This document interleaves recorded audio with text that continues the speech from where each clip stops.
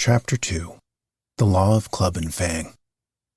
Buck's first day on the Dai beach was like a nightmare. Every hour was filled with shock and surprise. He had suddenly been jerked from the heart of civilization and flung into the heart of things primordial. No lazy sun-kissed life was this, with nothing to do but loaf and be bored. Here was neither peace, nor rest, nor a moment's safety. All was confusion and action, and every moment life and limb were in peril.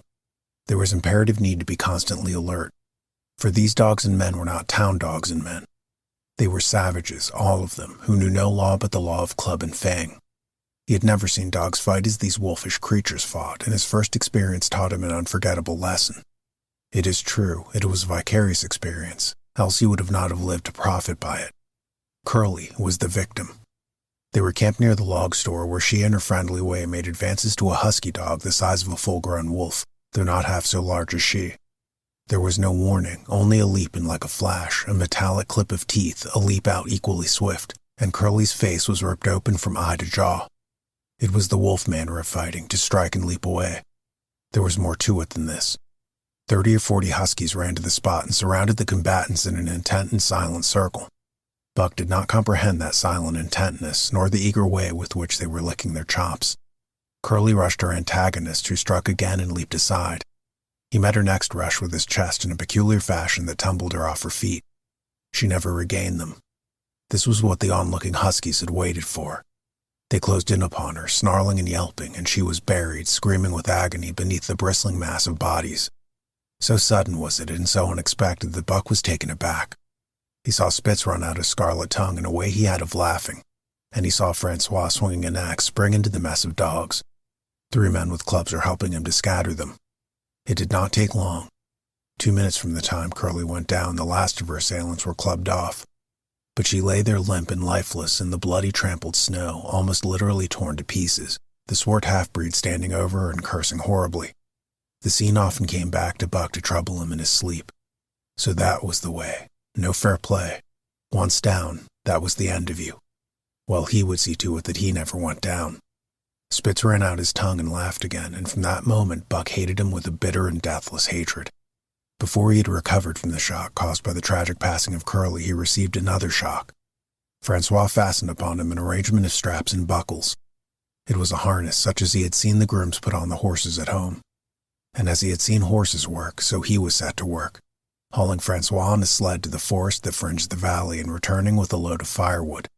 Though his dignity was sorely hurt by thus being made a draft animal, he was too wise to rebel. He buckled down with a will and did his best, though it was all new and strange. Francois was stern, demanding instant obedience, and by virtue of his whip, receiving instant obedience. While Dave, who was an experienced wheeler, nipped Buck's hindquarters whenever he was in error. Spitz was the leader, likewise experienced, and while he could not always get at Buck, he growled sharp reproof now and again, or cunningly threw his weight in the traces to jerk Buck into the way he should go. Buck learned easily, and under the combined tuition of his 2 mates and Francois made remarkable progress. Ere they returned to camp, he knew enough to stop at hoe, to go ahead at mush, to swing wide on the bends, and to keep clear of the wheeler when the loaded sled shot downhill at their heels. "Three ver good dogs," Francois told Perrault. "Dat Buck, him pull like hell. I teach him quick as anything." By afternoon, Perrault, who was in a hurry to be on the trail with his dispatches, returned with 2 more dogs. Billy and Joe, he called them, 2 brothers, and true huskies both. Sons of the one mother though they were as different as day and night.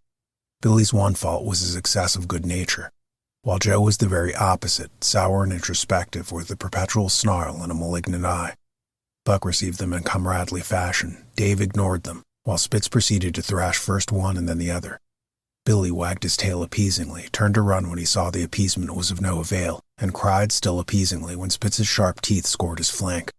But no matter how Spitz circled, Joe whirled round on his heels to face him, mane bristling, ears laid back, lips writhing and snarling, jaws clipping together as fast as he could snap, and eyes diabolically gleaming, the incarnation of belligerent fear. So terrible was his appearance that Spitz was forced to forego disciplining him. But to cover his own discomfiture, he turned upon the inoffensive and wailing Billy and drove him to the confines of the camp. By evening, Perrault secured another dog, an old husky, long and lean and gaunt, with a battle-scarred face and a single eye which flashed a warning of prowess that commanded respect. He was called Solex, which means the angry one. Like Dave, he asked nothing, gave nothing, expected nothing. and when he marched slowly and deliberately into their midst, even Spitz left him alone. He had one peculiarity which Buck was unlucky enough to discover. He did not like to be approached on his blind side. Of this offense Buck was unwittingly guilty, and the first knowledge he had of his indiscretion was when Solix whirled upon him and slashed his shoulder to the bone for 3 inches up and down. Forever after, Buck avoided his blind side, and to the last of their comradeship had no more trouble. His only apparent ambition, like Dave's, was to be left alone, though as Buck was afterward to learn, each of them possessed one other and even more vital ambition. That night, Buck faced the great problem of sleeping. The tent, illumined by a candle, glowed warmly in the midst of the white plain, and when he as a matter of course entered it, both Perrault and Francois bombarded him with curses and cooking utensils till he recovered from his consternation and fled ignominiously into the outer cold. The chill wind was blowing and nipped him sharply and bit with especial venom into his wounded shoulder. He lay down on the snow and attempted to sleep, but the frost soon drove him shivering to his feet. Miserable and disconsolate, he wandered about among the many tents, only to find that one place was as cold as another. Here and there savage dogs rushed upon him, but he bristled his neck hair and snarled, for he was learning fast, and they let him go his way unmolested. Finally an idea came to him. He would return and see how his own teammates were making out. To his astonishment, they had disappeared. Again he wandered about through the great camp looking for them, and again he returned. Were they in the tent? No, they could not be, else he would not have been driven out. Then where could they possibly be? With drooping tail and shivering body, very forlorn indeed, he aimlessly circled the tent. Suddenly the snow gave way beneath his forelegs and he sank down. Something wriggled under his feet. He sprang back, bristling and snarling, fearful of the unseen and unknown. But a friendly little yelp reassured him, and he went back to investigate. A whiff of warm air ascended to his nostrils, and there, curled up under the snow in a snug ball, lay Billy. He whined placatingly, squirmed and wriggled to show his goodwill and intentions, and even ventured as a bribe for peace to lick Buck's face with his warm wet tongue. Another lesson. So that was the way they did it, eh? Buck confidently selected a spot, and with much fuss and waste effort proceeded to dig a hole for himself. In a trice the heat from his body filled the confined space, and he was asleep.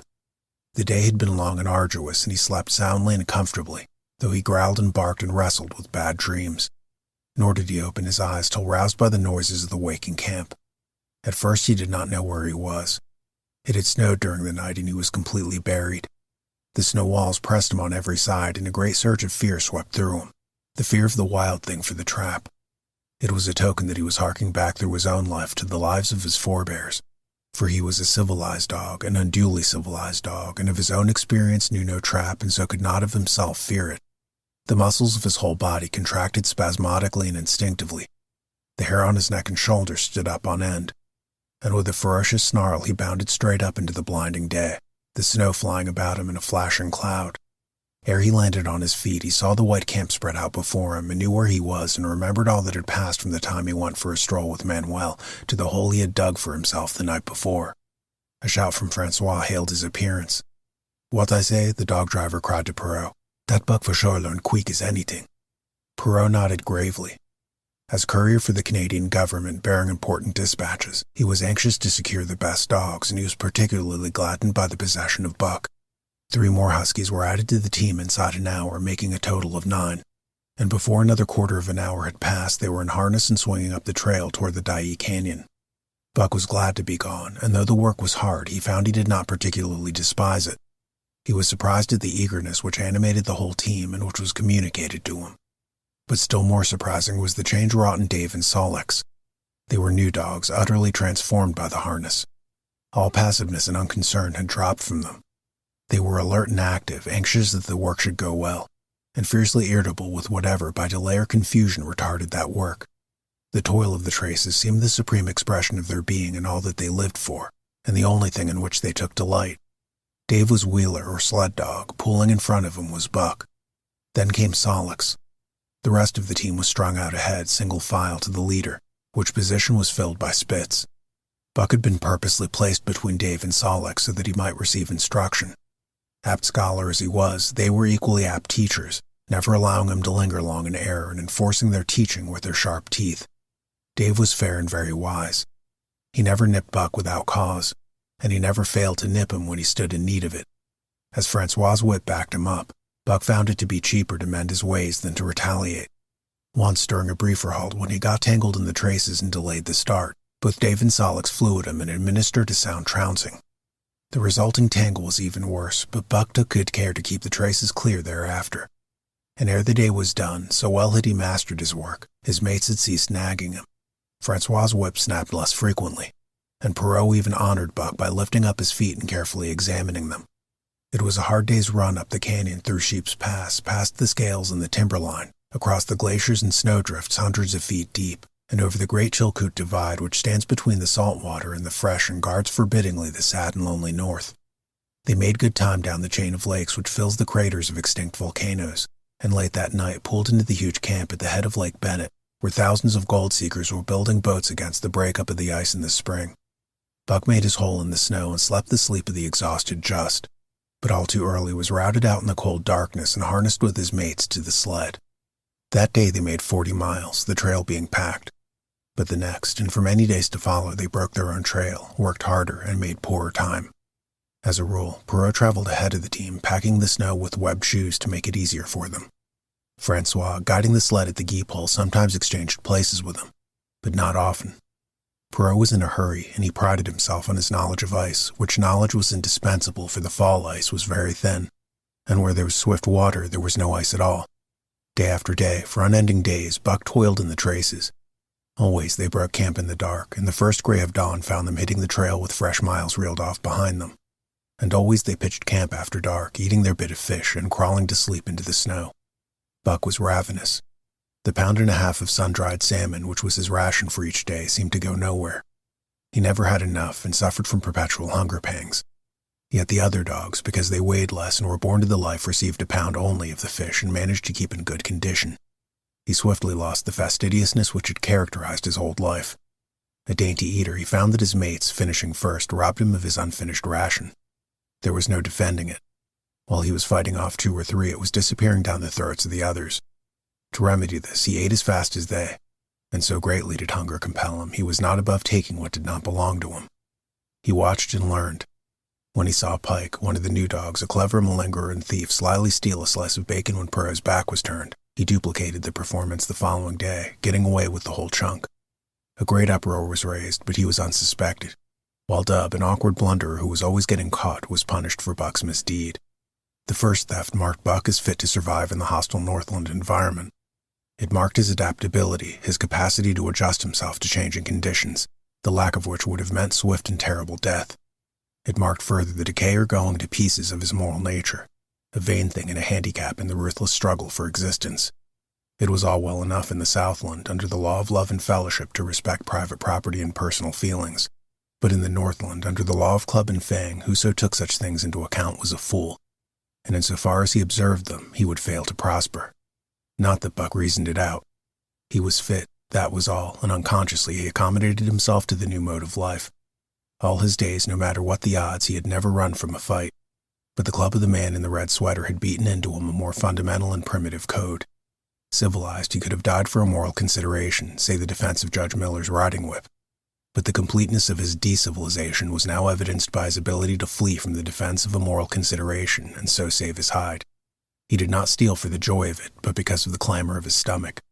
He did not rob openly, but stole secretly and cunningly out of respect for club and fang.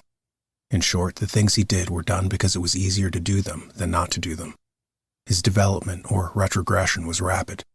His muscles became hard as iron, and he grew callous to all ordinary pain. He achieved an internal as well as external economy. He could eat anything, no matter how loathsome or indigestible, and once eaten, the juices of his stomach extracted the last particle of nutriment, and his blood carried it to the farthest reaches of his body, building it into the toughest and stoutest of tissues. Sight and scent became remarkably keen, while his hearing developed such an acuteness that in his sleep he heard the faintest sound, and knew whether it heralded peace or peril.